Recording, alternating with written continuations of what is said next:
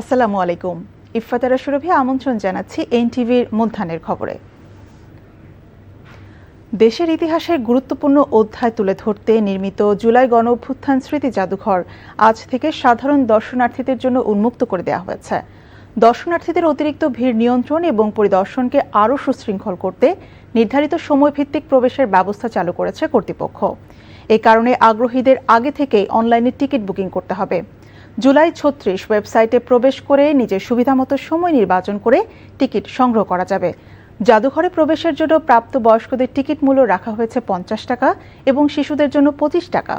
জুলাই গণ অভ্যুত্থানের নানা স্মৃতি, শহীদদের আত্মত্যাগ, গুম নির্যাতনের দলিল, আলোকচিত্র, ভাস্কর্য এবং প্রতীকী স্থাপনার সমন্বয়ে সাজানো হয়েছে জাদুঘরটি। গতকাল জাদুঘরটির আনুষ্ঠানিক উদ্বোধন করা হয়।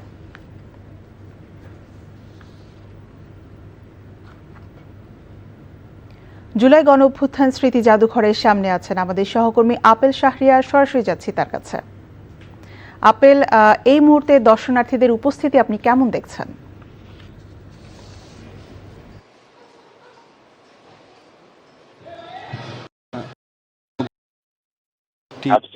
করার জন্য অধীর আগ্রহী ছিলেন দেশের মানুষ।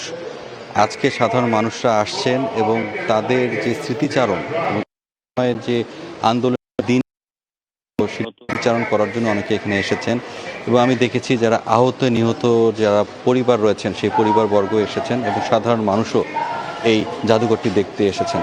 সকালে 11টার দিকে খুলে দেওয়া হয় এবং আমি এখন যেখানে দাঁড়িয়ে আছি এটি হচ্ছে ভিতরের মূল ভবন, সেটি দোতলা ভবন। নিচতলায় আপনি যেটা দেখতে পাচ্ছেন এখানে আওয়ামী লীগের শাসন আমলের যে নিপীড়ন, নির্যাতন, গুম, খুন, ক্রসফায়ার, সেগুলোর কিন্তু এখানে পরতে পরতে যে রুমগুলো আছে সেখানে সাজানো হয়েছে এবং সাধারণ মানুষ এবং দর্শনার্থীরা যারা আসছেন তারা সেটি ঘুরে ঘুরে দেখছেন। এবং একই সঙ্গে যে দোতলায় রয়েছে এবং জুলাই গণ অভ্যুত্থানের আন্দোলনের যে দিনলিপি সেগুলো কিন্তু সেখানে সাজানো আছে। এবং যখনই কোনো দর্শনার্থী যখন ভিতরে প্রবেশ করবে, ভিতরে যে বড় যে একটু উন্মুক্ত যে মাঠের মতো রয়েছে সেখানে কিন্তু একটি প্রতীকী বধ্যভূমি, অর্থাৎ যারা নিহত হয়েছেন তাদের কবর রাখা হয়েছে, প্রতীকী কবর। আমি অনেকজনের সঙ্গে কথা বললাম, তারা বলছেন যে এই যে গণ অভ্যুত্থান, যে আকাঙ্ক্ষা নিয়ে গণ অভ্যুত্থান হয়েছিল, তারা এই সরকারের কাছে দাবি জানিয়েছেন যে জন আকাঙ্ক্ষা যাতে পূরণ হয়, যে সংগ্রাম লড়াইয়ের মাধ্যমে ফ্যাসিস্ট আওয়ামী লীগ সরকারের পতন হয়েছে, আর যাতে নতুন করে কোনো সরকার দেশের জনগণের উপর জুলুম নির্যাতন করতে না পারে, সেটিও তার প্রত্যাশার কথা জানিয়েছেন। তবে এর মধ্যে কিছু হতাশার কথাও রয়েছে, অর্থাৎ যে আকাঙ্ক্ষা নিয়ে এই জুলাই গণঅভ্যুত্থান হয়েছিল বর্তমান সরকারের কাছে সে ধরনের দৃশ্যমান কোনো তৎপরতা তারা দেখতে পাচ্ছেন না বলেও অভিযোগ রয়েছে। তারপরেও বলছেন যেহেতু অনেক সময় রয়েছে, নতুন সরকার এসেছেন এবং জুলাই নিয়ে তাদের যে প্রত্যাশা, আগ্রহের কথাও তারা বলছেন। তো এজন্য সাধারণ মানুষের যে প্রত্যাশা, এবং দেখেছি যে ছোট ছোট বাচ্চাদেরকে কিন্তু নিয়ে এসেছে, আমি কয়েকজনের সঙ্গেও কথা বললাম, তাদের যে জায়গাটি যে এই যাতে নতুন প্রজন্ম যাতে এই জুলাই জাদুঘরের এসে যাতে দেখতে পারে যে ফ্যাসিস্ট আওয়ামী লীগ সরকারের যে দমন পীড়ন যেটি হয়েছিল সেটিতে যাতে তারা দেখে এবং একই সঙ্গে আগামীর বাংলাদেশ বিনির্মাণের ক্ষেত্রে এই জাদুঘরটি এসে গুরুত্বপূর্ণ ভূমিকা রাখবে বলেও মনে করছেন দর্শনার্থীরা। জানছিলাম জুলাই গণ অভ্যুত্থান স্মৃতি জাদুঘরের খবর। পলাতক ফ্যাসিস্ট শেখ হাসিনার সংবাদ সম্মেলন ভারতের নীতি নির্ধারকদের পরিকল্পনাতে আয়োজন করা হয়েছে বলে অভিযোগ করেছেন বিএনপির সিনিয়র যুগ্ম মহাসচিব রুহুল কবির রিজভী। সকালে ডক্টর অ্যাসোসিয়েশন অব বাংলাদেশ ড্যাবের ৩১তম প্রতিষ্ঠাবার্ষিকী উপলক্ষে শহীদ প্রেসিডেন্ট জিয়াউর রহমান ও বেগম খালেদা জিয়ার সমাধিতে শ্রদ্ধা নিবেদন শেষে এ অভিযোগ করেন তিনি। বলেন, প্রত্যর্পণ চুক্তি অনুযায়ী শেখ হাসিনাকে ফেরত না দিয়ে তাকে রাজনীতির সুযোগ করে দিচ্ছে ভারত। এটি জাতীয় সার্বভৌমত্বের প্রতি অপমানজনক আচরণ। একে অভ্যন্তরীণ বিষয়ে হস্তক্ষেপ মনে করেন রিজভী। বলেন, পালিয়ে যাওয়ার দিনে শেখ হাসিনাকে এই সুযোগ করে দিয়ে জুলাই গণ অভ্যুত্থানের শহীদদের প্রতি অপমান করা হয়েছে। রিজভী আরও বলেন, বাংলাদেশ যখন নিজের পায়ে দাঁড়ানোর পথে হাঁটে তখনই আন্তর্জাতিক নানা চক্রান্ত সেই পথে বাধা তৈরি করে। এই ষড়যন্ত্র মোকাবেলায় সবাইকে প্রস্তুত থাকার আহ্বানও জানান রিজভী।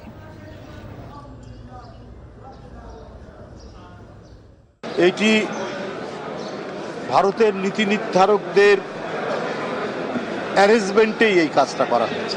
একজন পলাতক আসামিকে প্রত্যাবাসনের জন্য, তাকে ফিরিয়ে দেওয়ার জন্য যে আইন সে আইন এবং দুই দেশ সেটাতে সই করেছে, এগ্রিমেন্ট করছে, অথচ তারপরেও তাকে ফিরিয়ে না দিয়ে তাকে রাজনীতি করার সুযোগ করে দেওয়া হচ্ছে। এইটা আমি মনে করি আমাদের জাতীয় সার্বভৌমত্বের প্রতি একটা অপমান। প্রধানমন্ত্রী তারেক রহমানের শ্বশুর ও সাবেক নৌবাহিনী প্রধান রিয়ার অ্যাডমিরাল মাহবুব আলী খানের ৪২তম মৃত্যুবার্ষিকী আজ। দিবসটি উপলক্ষে কবর জিয়ারত, মিলাদ মাহফিল, দোয়া ও আলোচনা সহ দেশ বিদেশে বিভিন্ন কর্মসূচি পালনের কথা রয়েছে। মাহবুব আলী খান স্মৃতি কমিটির পক্ষ থেকে জানানো হয়, সকালে বনানী কবরস্থানে মাহবুব আলী খানের কবরে পুষ্পস্তবক অর্পণ, কোরআন খতম ও মোনাজাত করার কথা। এছাড়া বাংলাদেশ নৌবাহিনীর পক্ষ থেকেও তার কবরে পুষ্পমাল্য অর্পণ, দুস্থদের মাঝে খাবার বিতরণ ও নৌবাহিনীর বিভিন্ন দপ্তরে দোয়া মাহফিল করা হবে। মাহবুব আলী খান ১৯৭৯ সালে নৌবাহিনীর প্রধানের দায়িত্ব পালন করেন। পরে জিয়াউর রহমানের সরকারের মন্ত্রী হিসেবেও দায়িত্ব পালন করেন তিনি। ১৯৮৪ সালের ৬ আগস্ট মারা যান মাহবুব আলী। এখনও পুরোপুরি কাটেনি গ্যাস সংকট। ফেনী ও নোয়াখালীর ফিলিং স্টেশনে দাঁড়িয়ে থেকেও গ্যাস পাচ্ছেন না সিএনজি অটো চালকরা। গ্যাস নির্ভর অন্যান্য খাতেও এর প্রভাব পড়েছে। সরবরাহ বাড়লে সংকট কেটে যাবে বলে জানিয়েছে কর্তৃপক্ষ। বিস্তারিত জীবন আহমেদের ডেস্ক রিপোর্টে। এই চিত্র ফেনীর ফিলিং স্টেশনের। গ্যাসের জন্য সিএনজি অটো চালকদের দীর্ঘ লাইন, ঘন্টার পর ঘন্টা দাঁড়িয়ে থেকে অনেকে ঘুমিয়ে পড়ছেন। এরপরে মিলছে না গ্যাস। হতাশ সিএনজি চালকেরা বলছেন, এভাবে চলতে থাকলে পরিবার পরিজন নিয়ে না খেয়ে থাকতে হবে। জেলার প্রায় ৩২,০০০ আবাসিক গ্রাহক ও ৪৫০টির বেশি বাণিজ্যিক প্রতিষ্ঠানের অধিকাংশই এখন গ্যাস সংকটে ভুগছে। ৩ দিন পর্যন্ত আমার একবার ফাঁসুর সিয়ে দইয়ে, একবার স্টারলাইন যাইয়ে, একবার দেউল যাইয়ে, একবার লাল ফল যাইয়ে, আমার কোনো দিকে তো গ্যাসটা ঠিক মতো পাওয়া যাবে না। আজকে ৪-৫ দিন আমাদের কোনো কিছু নেই। আমরা খাওয়া দাওয়া একবারে ফ্যামিলিগতভাবে অনেক কষ্ট আছি। আবাসিক এলাকাও গ্যাস সংকট চরমে। আমাদের গৃহিণীদের প্রথম কথা হচ্ছে রান্না বান্না করা, সেখানে আমরা রান্না করে খেতে পাচ্ছি না। সবার পক্ষে তো আর সিলিন্ডার ইউজ করা সম্ভব না। ফেনী বাখরাবাদ গ্যাস ডিস্ট্রিবিউশন কোম্পানির এই কর্মকর্তা জানান, জেলায় প্রতিদিন গ্যাসের চাহিদা ২৮ থেকে ৩০ মিলিয়ন ঘনফুট। জাতীয় গ্রিড থেকে পাওয়া যাচ্ছে মাত্র ১৪ থেকে ১৫ মিলিয়ন ঘনফুট। সব গ্রাহকের পরিপূর্ণ চাহিদা আমরা পূরণ করতে পারছি না। তবে এই বিষয়ে আমরা সংশ্লিষ্ট ট্রান্সমিশন কোম্পানি, ফেরি এবং আমাদের ঊর্ধ্বতন কর্তৃপক্ষের সাথে যোগাযোগ অব্যাহত রেখেছি, যাতে দ্রুততম সময়ে এই সমস্যাটা সমাধান করা যায়। এদিকে নোয়াখালীর চিত্র একই। ফিলিং স্টেশনে সিএনজি অটোরিকশা সহ গ্যাস নির্ভর যানের দীর্ঘ লাইন। আবাসিক এলাকায় গ্যাস নেই বললে চলে, অনেকে বেশি দামে সিলিন্ডার কিনে নিয়ে ব্যবহার করছেন। 50 টাকার গ্যাস দিয়ে তো লাইনের গ্যাসে কোনো রকমের গাড়ি চলে না। পাম্পের দুর্দশার যদি উনি বিনীত মানে ইয়েতে দেখে, যে তাহলে আমরা ভোগান্তির থেকে একটু মুক্তি পাব। দ্রুত সংকট কেটে যাবে বলে আশা ভোক্তাদের। জীবন আহমেদ, এনটিভি নিউজ ডেস্ক। রাজধানীর মগবাজার এলাকায় ফিলিং স্টেশনে আছেন আমাদের সহকর্মী আবির আহমেদ। সরাসরি চলে যাচ্ছি তার কাছে। আবির, স্টেশনে এই মুহূর্তে গ্যাস সরবরাহের কি তথ্য আছে আপনার কাছে, এবং এই ব্যাপারে মালিকরা কি বলছেন? গ্যাস সরবরাহ আমি রাজধানীর বেশ কয়েকটি এই যে ফিলিং স্টেশনগুলো সেগুলোতে ঘুরে দেখেছি। সেই যে গত ২ সপ্তাহ ধরে যে দীর্ঘ লাইন, সেই লাইন কিন্তু আজকে নেই। গত ২ সপ্তাহ ধরে যে সংকট গেছে, অর্থাৎ ৭-৮ ঘন্টা দাঁড়িয়ে থেকেও সে কাঙ্ক্ষিত গ্যাস তারা পাননি, কিন্তু আজকে কিন্তু এখানে যদি এখানে দেখায় যে সেই গ্যাস কিন্তু আজকে পাওয়া যাচ্ছে, এবং ২ থেকে ৩ মিনিট দাঁড়িয়ে তারা যেমনটি বলছেন যে ২ থেকে ৩ মিনিট কেউ কেউ এসেই সাথে সাথে গ্যাস পাচ্ছেন। আগুনে ক্ষতিগ্রস্ত হওয়ার পরে, বন্ধ থাকার পরে আমরা এখন পর্যন্ত জানতে পেরেছি এক্সিলারেট এনার্জির এলএনজি টার্মিনাল থেকে আবারও জাতীয় গ্রেডে সরবরাহ শুরু হয়েছে ভোর রাত থেকে, এমনটি আমাদেরকে জানিয়েছেন এই যে ফিলিং স্টেশনের যারা মালিক সেই কর্তৃপক্ষ আমাদেরকে জানিয়েছেন। সাধারণত যে এই যে আবাসিক এলাকাগুলোতে যে রান্না করতে যে গ্যাসের সংকট ছিল, সেখানে গত কয়েকদিন রান্না করতে ৫ থেকে ৮ মিলিবার, অর্থাৎ খুব কম সংখ্যক গ্যাসের চাপ ছিল, যেটি দিয়ে আসলে রান্না করা একেবারেই সম্ভব ছিল না। এটি সাধারণত ২০ মিলিবার হলে পুরোপুরি স্বাভাবিক ধরা হয়, এবং এখন পর্যন্ত চাপ পাওয়া যাচ্ছে ১০ থেকে ১৫ মিলিবার, অর্থাৎ বসত বাড়িতে, যেটি মোটামুটি রান্না করার মতো। এখন যদি আমি এখানে দেখাই, এখানে সাধারণত একটি সিএনজি পাম্পগুলোতে 200 PSI গ্যাসের চাপ থাকলে সেটিকে স্বাভাবিক ধরা হয়, 200 অথবা 250 বা 300। এখন পর্যন্ত সিএনজি স্টেশনগুলোতে ঘুরে যেটি দেখেছি যে 180 থেকে 200 থেকে 220 PSI গ্যাসের চাপ রয়েছে, অর্থাৎ এখানে ফিলিং স্টেশনগুলো স্বাভাবিকভাবেই গ্যাস দিতে পারছে, কোনো দীর্ঘ লাইন নেই এবং ভোক্তারা বলছেন তেমন কোনো ভোগান্তিও তারা পাচ্ছেন না। কেউ এসে স্বাভাবিকভাবেই গ্যাস পাচ্ছেন, সাথে সাথেও কেউ গ্যাস পাচ্ছেন। জানছিলাম গ্যাস সংকটের খবর। 2024 সালের 11 জুলাই নিষিদ্ধ ছাত্রলীগ সভাপতি সাদ্দামকে সরাসরি ফোন করে শিক্ষার্থীদের উপর হামলার নির্দেশ দেন ওবায়দুল কাদের। আন্তর্জাতিক অপরাধ ট্রাইব্যুনালে দাখিল হওয়া এক কল রেকর্ডে শোনা যায় ওবায়দুল কাদের সাদ্দামকে বলছেন, এদের মারো না কেন, বড় হতে দাও কেন। এ সময় সাদ্দাম পুলিশের দোহাই দিয়ে বলেন পুলিশ মুখোমুখি হতে নিষেধ করেছে। এর আগে গত মঙ্গলবার ওবায়দুল কাদের সহ 7 আসামির বিরুদ্ধে সাক্ষ্য গ্রহণ শেষ হওয়ার পর এই মামলায় যুক্তিতর্ক উপস্থাপন করা হয়। তারই ধারাবাহিকতায় বৃহস্পতিবারও যুক্তিতর্ক উপস্থাপন করছে প্রসিকিউশন।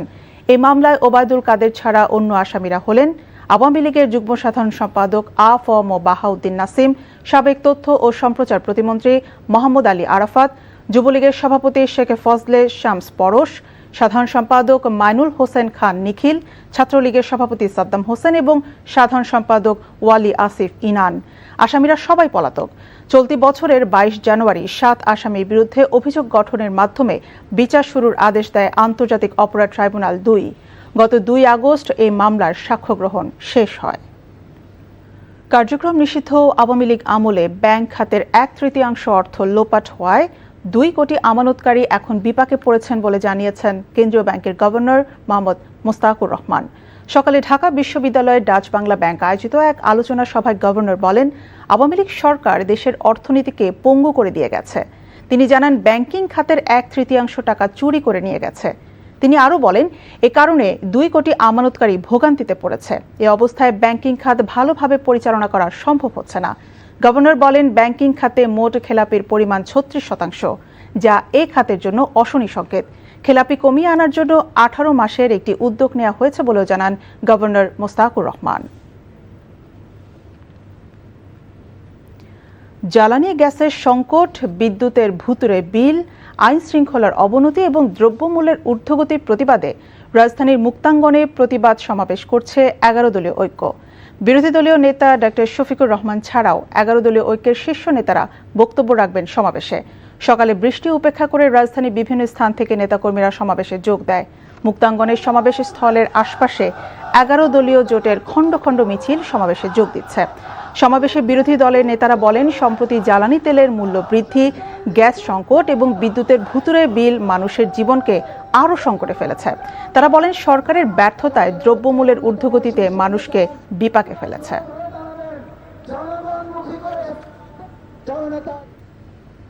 এই ছিল মধ্যাহ্নের খবরে। এই খবরের ভিডিও সহ আপডেট জানতে ভিজিট করুন এনটিভি অনলাইন www.ntvbd.com। এছাড়াও এনটিভি জনপ্রিয় সব অনুষ্ঠান এবং খবরের আপডেট জানতে ভিজিট করুন আমাদের ইউটিউব ও ভেরিফাইড ফেসবুক পেজ। দুপুরের খবর দেখার আমন্ত্রণ রইল। ধন্যবাদ সবাইকে।